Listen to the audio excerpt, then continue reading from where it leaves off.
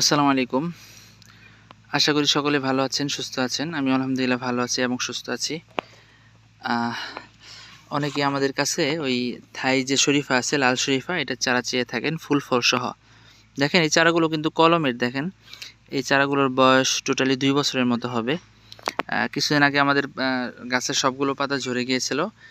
এই যে দেখেন এখনও কিছু পাতা রয়েছে, এগুলো এখনও ঝরেনি, তবে খুব দ্রুত ঝরে যাবে। দেখছেন ছোটো আসছে, ঝরে যাবে।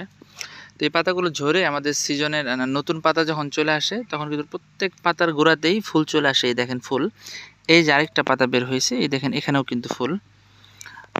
এই যে এখানে পাতা বের হয়েছে, এখানেও কিন্তু আপনারা ফুল দেখতে পাচ্ছেন। এরকম প্রত্যেকটা কুশিতে আলহামদুলিল্লাহ আমাদের কিন্তু ফুল চলে আসছে। তো মূল বিষয় হলো যে একটি মাতৃকলমের চারাতে ফুল আসতে কিন্তু খুব বেশি সময়ের প্রয়োজন হয় না।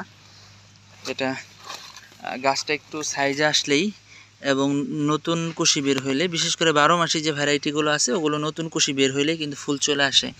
এই দেখেন এখানেও কিন্তু আপনারা ফুল দেখতে পাচ্ছেন।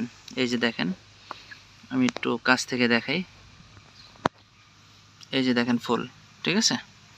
তো এরকম প্রত্যেকটা কুশিতেই আলহামদুলিল্লাহ আমাদের ফুল চলে আসতেছে।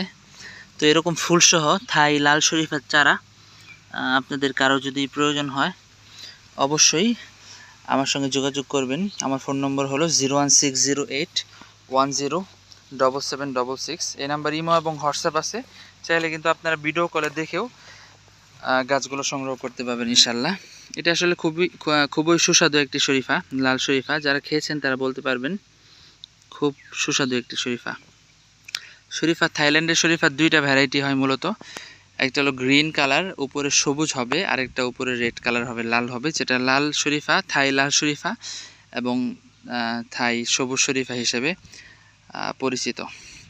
তো ঠিক আছে, সকলে ভালো থাকবেন, সুস্থ থাকবেন।